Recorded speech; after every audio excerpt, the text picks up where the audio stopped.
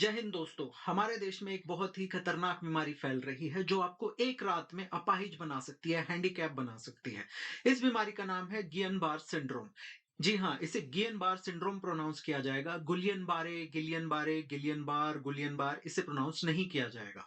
और ये टॉपिक हमारे यूपीएससी के एग्जाम के लिए बहुत इंपॉर्टेंट हो जाता है, क्योंकि हमने प्रीवियस ईयर क्वेश्चन पेपर्स में भी देखा है कि यूपीएससी बार बार किसी ना किसी इंपॉर्टेंट डिजीज के बारे में क्वेश्चन पूछती है। तो आइए जानते हैं इस बीमारी के बारे में कि वो क्या है जो इसको इतना खतरनाक बनाता है, इसके सिम्टम्स क्या हैं, इसका डायग्नोस क्या है, ट्रीटमेंट क्या है, ये कितने टाइप की होती है और किस कारण से ये बीमारी होती है। तो सबसे पहले देखेंगे कि ये न्यूज में क्यों है।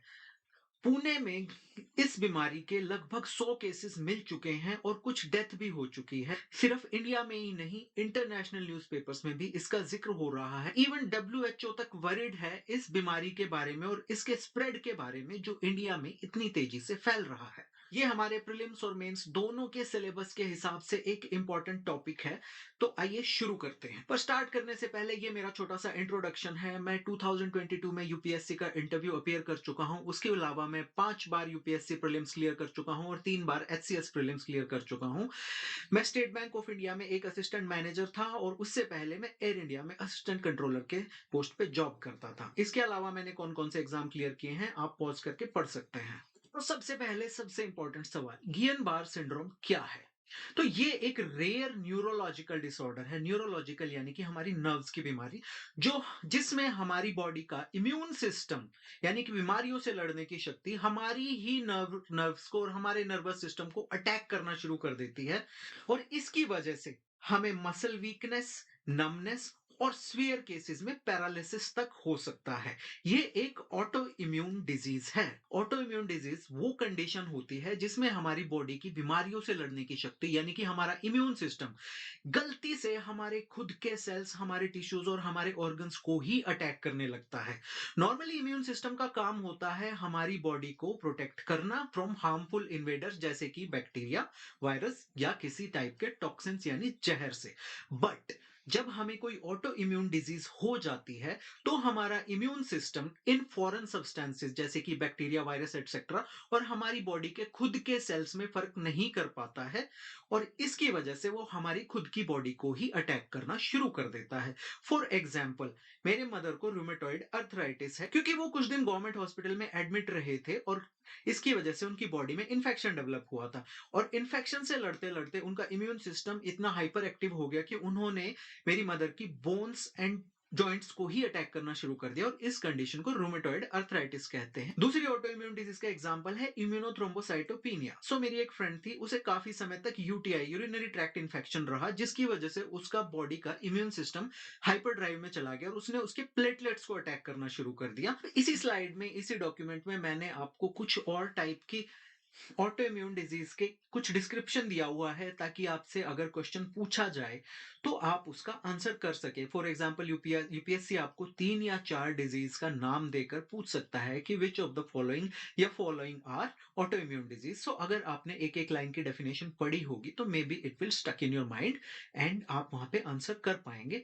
Download this document from my Telegram channel. Telegram channel का लिंक डिस्क्रिप्शन में मैंने दिया हुआ है। जीबीएस यानी कि गियन बार सिंड्रोम हमेशा तब आता है जब आपको कोई माइनर इन्फेक्शन होता है, जैसे कि फूड पॉइजनिंग, स्टमक बग या कोल्ड। इसकी वजह से आपकी बॉडी का जो डिफेंस सिस्टम है वो थोड़ा सा ओवरबोर्ड चला जाता है, थोड़ा हाइपर एक्टिव हो जाता है और वो आपकी खुद की नर्व्स को ही अटैक करना शुरू कर देता है इंस्टेड ऑफ दिस कोल्ड और स्टमक प्रॉब्लम कोजिंग जर्म्स। तो इसका जब ऑनसेट होता है, जब ये बीमारी शुरू होती है, तो सबसे पहले पैरों में झंझनाहट यानी टिंगलिंग शुरू होती है। उसके बाद हमें पैरों में वीकनेस, कमजोरी महसूस होती है और फिर ये कमजोरी और टिंगलिंग हमारी अपर बॉडी एंड आर्म्स में ट्रेवल करती है, पहुंच जाती है। इसके सिम्टम्स कुछ घंटों से लेके कुछ दिन में डेवलप हो सकते हैं। कई बार सीवियर केसेस में तो देखा गया है कि रात को आपके पैरों में झंझनाहट शुरू होता है, सुबह तक आप पैरालाइज्ड मिलते हैं। इसके अलावा इसके सिम्टम्स हैं मसल वीकनेस, रिफ्लेक्सेस का लॉस, पेन, आंखों को हिलाने में या फेशियल मूवमेंट्स में डिफिकल्टी और सीवियर केसेस में पैरालिसिस। अब ये जो बीमारी है ये कोविड की तरह कंटेजियस नहीं है और ये एक इंसान से दूसरे इंसान तक पास नहीं हो सकती।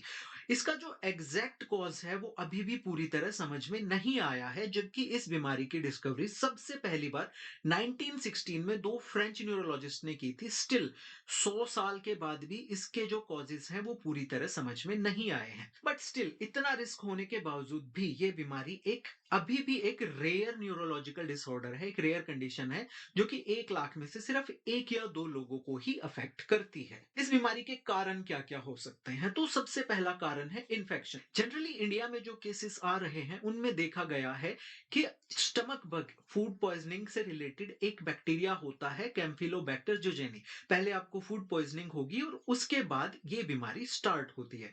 इसके अलावा बाकी अदर ट्रिगर्स जो इस बीमारी के हो सकते हैं वो है एप्स्टीन बार वायरस या जीका वायरस। कहा जाता है कि कुछ वैक्सीन से भी ये बीमारी फैल सकती है, जैसे कि किसी ने इन्फ्लुएंजा या स्वाइन फ्लू की वैक्सीन लगवाई है तो उसकी वजह से भी आपको जीबीएस हो सकता है, बट ये बहुत ही रेयर है।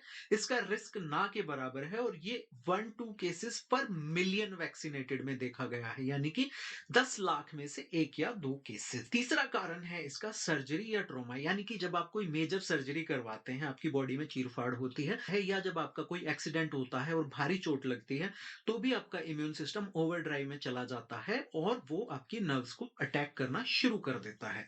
इसके अलावा 20 से 30% जो जीबीएस के केसेस हैं, उनका कोई भी ट्रिगर अभी तक आइडेंटिफाई नहीं किया जा सका है और ये अंदाजा लगाया जाता है कि इसमें एक या एक से ज्यादा फैक्टर्स या कोई अननोन फैक्टर्स भी इसका कारण हो सकते हैं।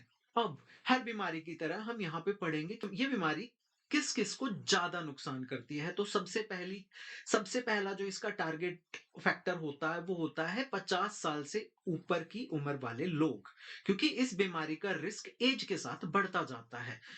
बच्चों में ये बीमारी इतनी कॉमन नहीं है, बट फिर भी किसी किसी को ये अफेक्ट कर सकती है। फीमेल्स से ज्यादा ये बीमारी मेल्स को होती है और इसके अलावा इसके 2/3 केसेस हमेशा किसी ना किसी इन्फेक्शन के बाद आते हैं, यानी कि आपको अगर आज इन्फेक्शन हुआ है तो इसके 1 से लेके 6 हफ्ते के अंदर आपको जीबीएस के सिम्टम्स देखने को मिल सकते हैं। इसके अलावा अगर आपको कोई हेल्थ कंडीशन है जिसकी वजह से आपका इम्यून सिस्टम कमजोर हो गया है, या आपने कोई सर्जरी करवाई है, वैक्सीनेशन ली है, या आपको कोई बड़ी इंजरी हुई है, तो भी आपको ये बीमारी हो सकती है। इस बीमारी के टाइप्स पढ़ने से पहले हम थोड़ा सा ह्यूमन नर्वस सिस्टम को जानेंगे, समझेंगे, ताकि आपको समझ आ सके कि ये बीमारी किस तरह से आपको अटैक करती है। तो हमारे नर्वस सिस्टम का जो बेसिक काम होता है वो होता है हमारी बॉडी में कम्युनिकेशन और कोऑर्डिनेशन को मेंटेन करना। ह्यूमन नर्वस सिस्टम स्टिमुलाई को डिटेक्ट करता है, यानी कि आपको कोई पिन चुभी, आपको दर्द हुआ, आपने किसी गर्म चीज पे हाथ रखा, ठंडी चीज पे हाथ रखा, तो इन सब चीजों को कहते हैं स्टिमुलाई। अब इस स्टिमुलाई को ये लेकर उस इंफॉर्मेशन को प्रोसेस करता है और उसके अकॉर्डिंग रिस्पॉन्स जनरेट करता है। फॉर एग्जाम्पल, जब आप किसी गर्म चीज को टच करते हैं तो आपकी बॉडी में, आपकी स्किन में जो सेंसरी रिसेप्टर होते हैं वो आपके ब्रेन को सिग्नल भेजते हैं कि भाई ये कोई गर्म चीज है, तो हमारा ब्रेन वहां से रिप्लाई भेजता है, हाथ हटा लो, जल जाएगा, जल जाएगा। नर्वस सिस्टम जनरली 2 टाइप का होता है। जो प्रिमिटिव टाइप का होता है वो होता है डिफ्यूज नर्वस सिस्टम। इसमें कोई ब्रेन नहीं होता, जैसे हम यहाँ स्टारफिश के इस डायग्राम में देख सकते हैं, there is no brain, but इसमें नर्व्स का एक जाल फैला हुआ है इसके हर एक लिम्ब में। वो वहां से इंफॉर्मेशन कैप्चर करता है और उसके हिसाब से वो रिस्पॉन्ड करता है, यानी कि they just react to the stimuli. But जो मोर इंपॉर्टेंट है, जो मोर एडवांस्ड नर्वस सिस्टम है, वो होता है सेंट्रलाइज नर्वस सिस्टम, जो कि हायर वर्टिब्रेट्स में मिलता है, जैसे कि ह्यूमंस, मैमल्स, स्नेक्स एटसेट्रा। तो इसमें 2 पार्ट होते हैं। मेन एक पार्ट होता है सेंट्रल न्यूरल या सेंट्रल नर्वस सिस्टम, जिसमें कि ब्रेन एंड स्पाइनल कोड आते हैं, और दूसरा पार्ट होता है पेरिफेरल नर्वस सिस्टम या पीएनएस, जिसमें कि सीएनएस के बाहर हमारी बॉडी में जितनी नर्व्स हैं वो सब आती हैं। अब यहाँ देखिए, ये ब्रेन है, ब्रेन से ये स्पाइनल कोड कनेक्टेड है, this is our central nervous system. और इसके अलावा ये जितनी नर्व्स हैं हाथों में, बॉडी में, ये है हमारा पीएनएस, यानी कि पेरिफेरल नर्वस सिस्टम। ह्यूमंस में सीएनएस जो होता है वो मेनली इंफॉर्मेशन को प्रोसेस करने का काम करता है, जबकि पीएनएस जो होता है वो इंफॉर्मेशन को ट्रांसफर करने का काम करता है, यानी कि एक आपका सीपीयू है और दूसरा आपका वायर्स है। अब सेंट्रल नर्वस सिस्टम जो होता है वो न्यूरॉन्स से मिलके बना होता है। न्यूरॉन्स जैसे कि हमारी बॉडी में तरह तरह के सेल्स होते हैं, इसी तरह नर्व्स को जो सेल बनाते हैं उनको हम न्यूरॉन्स कहते हैं। इनके तीन पार्ट होते हैं। सबसे पहला cell body, then dendrites and axon. सबसे ऊपर ये जो पार्ट है ये आपकी सेल बॉडी है। यहाँ पे ये जो पेड़ की शाखाओं जैसे दिख रहे हैं ये आपके डेंड्राइट्स हैं, और ये पूरा पार्ट है ये आपका एक्सॉन है। एक्सॉन के ऊपर ये जो प्रोटेक्टिव कोटिंग है पर्पलिश कलर की, इसको हम कहते हैं माइलिन शीथ। आपको ये नाम याद रखना है क्योंकि ये आगे इस बीमारी को समझने में हमारे काम आएगा। न्यूरॉन्स काम कैसे करते हैं? फॉर एग्जाम्पल, जो डेंड्राइट्स हैं ये हमारी स्किन से कनेक्ट होते हैं। ये रेड लाइन को स्किन समझिए। अब स्किन पे आपने कोई गर्म चीज टच की और डेंड्राइट्स को पता लगा कि कोई गर्म चीज टच हुई है, तो डेंड्राइट यहां से एक इलेक्ट्रिकल सिग्नल जनरेट करेगा, और वो इलेक्ट्रिकल सिग्नल हमारे सेल की पूरी लेंथ के थ्रू ऐसे ट्रेवल करेगा, और ट्रेवल करने के बाद वो जब यहाँ एंड पे पहुंचेगा तो वो केमिकल सिग्नल्स जनरेट करेगा। यहाँ पे एंड पे पहुंचा और उसने केमिकल सिग्नल्स जनरेट किए। अब ये केमिकल सिग्नल्स को नेक्स्ट न्यूरॉन के जो डेंड्राइट्स हैं वो डिटेक्ट करेंगे, और वो फिर से एक केमिकल सिग्नल जनरेट करेंगे और उसको आगे ट्रांसफर करेंगे, और इस तरह से ये सिग्नल हमारे ब्रेन तक पहुंचता है। तो ये जो केमिकल रिलीज होता है इसे हम कहते हैं न्यूरो। फॉर एग्जाम्पल, जब आप कोई नई चीज याद करते हैं या कोई नई स्किल प्रैक्टिस करते हैं, आप टेनिस खेलना सीख रहे हैं, आप क्रिकेट में कोई नया शॉट याद करते हैं, आप सिलेबस से कोई नई चीज याद करते हैं, तो हमारा ब्रेन जो है वो हमारे न्यूरॉन्स के बीच में नए कनेक्शन बनाता है, और डोपामीन जैसे केमिकल्स जो हैं वो इन कनेक्शंस को स्ट्रेंथन करते हैं। इसीलिए कहते हैं ना कि जब भी हम कुछ अकम्प्लिश करते हैं तो डोपामीन रिलीज होता है और हमें अच्छा फील होता है। अब सबसे इंपॉर्टेंट पार्ट होता है हमारे नर्वस सिस्टम का, वो है ब्रेन। और ब्रेन तीन पार्ट्स में डिवाइड होता है, that is fore brain, mid brain and hind brain. अब फोर ब्रेन जो है हमारा, इसका मेन पार्ट है सेरिब्रम, जो कि थिंकिंग, मेमोरी और सेंसरी परसेप्शन के लिए जरूरी होता है। जब आप कोई मैथ प्रॉब्लम सॉल्व करते हैं या किसी नए व्यक्ति का नाम याद करते हैं तो उस समय हमारा फोर ब्रेन जो है वो एक्टिव होता है। ये डायग्राम मैंने बस समझने के लिए दिया है, ये आपके एग्जाम परस्पेक्टिव से इतना इंपॉर्टेंट नहीं है। दूसरा पार्ट होता है हमारा मिड ब्रेन। मिड ब्रेन जो होता है वो हमारी बॉडी की मूवमेंट्स को, आई मूवमेंट्स को, इन सब को कंट्रोल करता है, प्रोसेस कर। और इसके अलावा हम जो अपनी आंखों से देखते हैं या कानों से सुनते हैं उस इंफॉर्मेशन को प्रोसेस करने में भी मिड ब्रेन का काम होता है। फॉर एग्जांपल, जब आप कोई लाउड नॉइज सुनते हो, किसी ने बुलेट का पटाखा बजाया, तो आप एकदम से पलट के देखते हो कि क्या था, तो उस समय आपका मिड ब्रेन एक्टिव होता है। And the next one is hind brain. ये हमारे ब्रेन का सबसे पुराना पार्ट है, इसे लिजर्ड ब्रेन भी कहते हैं। इसके तीन पार्ट होते हैं। एक होता है मेडुला ऑब्लोंगाटा, दूसरा होता है पॉन्स, और तीसरा होता है सेरेबेलम।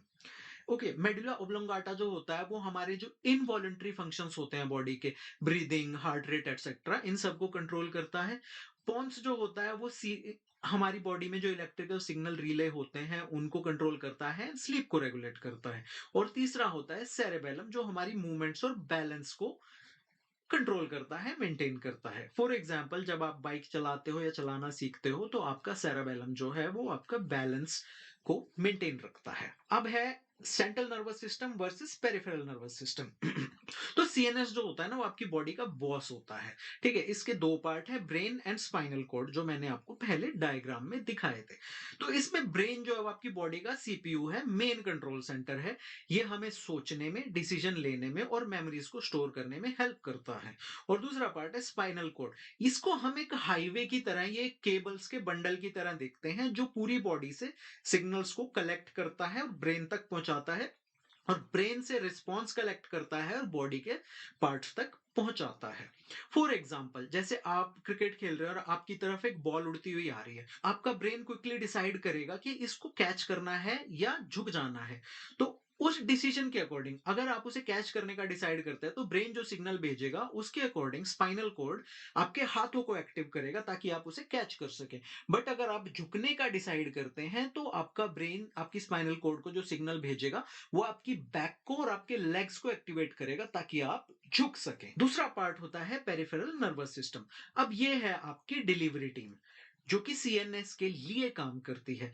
अब ब्रेन और स्पाइनल कॉर्ड के बाहर जितनी भी नर्व्स होती है ना, जैसे मैंने आपको डायग्राम में दिखाई थी, वो पीएनएस का पार्ट होती है। ये एक तरह से इंफॉर्मेशन कलेक्ट करने का एक सिस्टम है, जैसे खूब सारी वायर्स हमारी बॉडी के अंदर लगा दी गई हो, फिट कर दी गई हो, और कहीं पे भी कुछ भी एक्शन होता है, आपने अगर अपनी उंगली मेज में मार दी, पैर की उंगली, दर्द होगा, वो इन्फॉर्मेशन भी पीएनएस से कलेक्ट होती है। अगर आपने किसी ठंडी चीज को टच किया, गर्म चीज को टच किया, कुछ भी स्टिमुलाई, जो इन्फॉर्मेशन है वो पीएनएस कलेक्ट करके सीएनएस तक पहुंचाता है, यानी स्पाइनल कॉर्ड तक पहुंचाता है, और स्पाइनल कॉर्ड उसे ब्रेन तक पहुंचाती है। फॉर एग्जाम्पल, जब आपको रात को सोते हुए भी मच्छर काटता है, तो आपकी स्किन में जो पीएनएस वाली नर्व्स होती हैं, वो आपके स्पाइनल कोड को मैसेज भेजती है, और स्पाइनल कोड ब्रेन को मैसेज भेजती है कि भाई कुछ काट रहा है। तो आपका ब्रेन एक मैसेज वापस भेजेगा आपके हाथ को, बोलते हुए कि या तो खुजा लो या थप्पड़ मार के इसको मार दो। कुछ फन फैक्ट्स हैं, जैसे कि हमारे ब्रेन के अंदर 86 बिलियन न्यूरॉन्स होते हैं। फॉर कंपैरिजन, इंडिया की पॉपुलेशन 1.4 बिलियन है। अब न्यूरॉन्स जो हैं वो 120 मीटर पर सेकंड की स्पीड से इन सिग्नल्स को ट्रांसमिट कर सकते हैं। स्पीड ऑफ साउंड कितनी होती है? 330 मीटर पर सेकंड। बट क्योंकि हमारी बॉडी इतनी लंबी चौड़ी नहीं होती, सो ये बहुत फास्ट स्पीड है, 120 मीटर पर second. Okay, next is spinal cord. Spinal cord 45 centimetre long होती है, बट ये हमारी बॉडी का बहुत ही इंपॉर्टेंट पार्ट है। अगर आपकी स्पाइनल कॉर्ड डैमेज हो जाए तो आप पैरालाइज्ड हो सकते हैं। अब हम समझेंगे कि ये बीमारी किस तरह से काम करती है। तो सबसे पहला जो जीबीएस का टाइप है वो है एआईडीपी। इसमें क्या होता है कि हमारा जो इम्यून सिस्टम है, वो ये न्यूरॉन न्यूरॉन में जो एक्सॉन है, एक्सॉन के ऊपर मैंने आपको माइलिन शीथ बताया था, ये इस माइलिन शीथ को डैमेज कर देता है, और इसकी वजह से हमें मसल वीकनेस, नमनेस और पैरालिसिस तक हो सकता है। जब ये डैमेज होनी स्टार्ट होती है तो हमें पहले टिंगलिंग फील होती है। सेकंड टाइप है आपका Miller Fisher syndrome, MFS.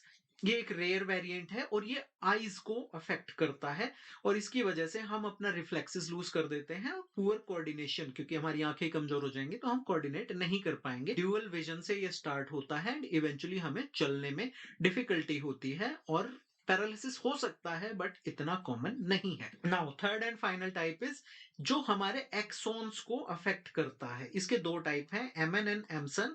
Okay, acute motor axonal neuropathy and acute motor sensory axonal neuropathy. बस आपको इतना पता होना चाहिए कि हमारा एक्सॉन जो ये पार्ट है, इसको डैमेज करता है। नाउ इसका डायग्नोसिस जो है वो जनरली लंबार पंक्चर से, या फिर हमारी जो नर्व की स्टडीज होती हैं, ईएमजी, इलेक्ट्रोमायोग्राफी, उनसे हम इस डायग्नोसिस करते हैं, यानी कि इसका पता चलता है कि नर्व्स में डैमेज हो रखा है क्या, ये बीमारी का ऑनसेट हो रखा है क्या। इसका ट्रीटमेंट जनरली इज आईवीआईजी, उसके अलावा प्लाज्मा एक्सचेंज और physiotherapy and all these things, ये इसके ट्रीटमेंट में यूज होती हैं। जनरली जिन भी लोगों को जीबीएस होता है, उनमें से ज्यादातर लोग रिकवर कर जाते हैं, बट 20% लोगों को लॉन्ग टर्म इश्यूज आते हैं। जनरली एक साल में फुल रिकवरी हो जाती है, 3 से 5% लोगों में डेथ का खतरा बना रहता है, because of respiratory failure, infections and pulmonary embolism, यानी कि ब्लड क्लॉट, फैट का एक पार्ट टूट के जब हमारी आर्टरीज में फंस जाता है तो उसे पल्मोनरी एम्बोलिज्म कहते हैं। और कार्डियक अरेस्ट, यानी कि हार्ट फेलियर, बिकॉज नर्व्स को अफेक्ट करता है, nerves control all these things. तो इन रीजन से इसमें फेटेलिटी हो सकती है। और इसका प्रिवेंशन स्पेशली इंडिया में किस तरह से किया जा सकता है, इसका रीजन है ये स्टमक बग। तो आप अपने हाथ को धोएं ताकि ये बग से आप इन्फेक्ट ना हो। बाहर का गंदा खाना ना खाएं, घर का खाना खाएं। साफ पानी पिए, जनरली बॉईल करके, या फिर अच्छी क्वालिटी का यूवी वगैरह का अपना वाटर फिल्टर लगा के। और गवर्नमेंट को चाहिए कि वो वाटर क्वालिटी को मॉनिटर करती रहे, ताकि गंदा पानी लोगों के घरों तक ना पहुंचे। अब इस टॉपिक पे मैंने इस डॉक्यूमेंट के एंड में आपको एक्सपेक्टेड क्वेश्चंस दिए हैं, जो आपसे यूपीएससी में पूछे जा सकते हैं। इस डॉक्यूमेंट को आप मेरे टेलीग्राम चैनल द अंडरडॉग्स आचार्य से डाउनलोड कर सकते हैं। चैनल को लाइक करें, शेयर करें, सब्सक्राइब करें, ताकि मैं आपके लिए ऐसे ही इंफॉर्मेटिव वीडियोस जो आपके एग्जाम के परस्पेक्टिव से इंपॉर्टेंट है लाता रहूं, और आपकी प्रिपरेशन में आपकी हेल्प करता रहूं। Thank you. You are watching the Underdogs Acharya. Best of luck for your exam.